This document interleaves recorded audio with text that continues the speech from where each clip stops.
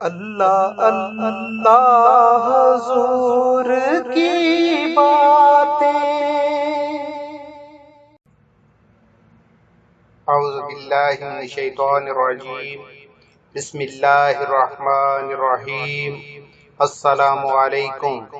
نئے دوست اس سلسلہ سے جڑنے کے لیے چینل سبسکرائب کر کے گھنٹی کو دبا دیں۔ صحیح بخاری کتاب الایمان، حدیث نمبر 30۔ ہم سے سلیمان بن حرب نے بیان کیا، کہا ہم سے شعبہ نے بیان کیا، انہوں نے اسے واصل احدب سے، انہوں نے معرور سے، کہا میں ابو ذر سے زبدہ میں ملا، وہ ایک جوڑا پہنے ہوئے تھے اور ان کا غلام بھی جوڑا پہنے ہوئے تھا۔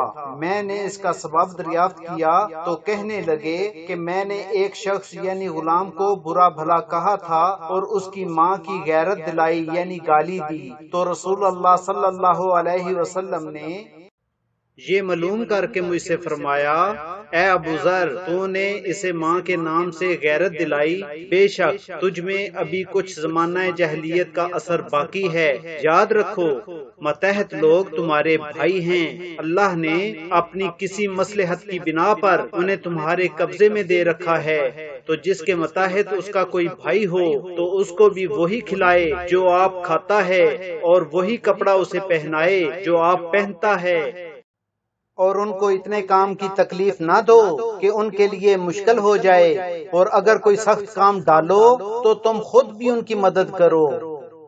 واللہ بالصواب والسلام۔ Please subscribe my channel for حدیث پروگرام۔ دل ہمارے سلام گہرے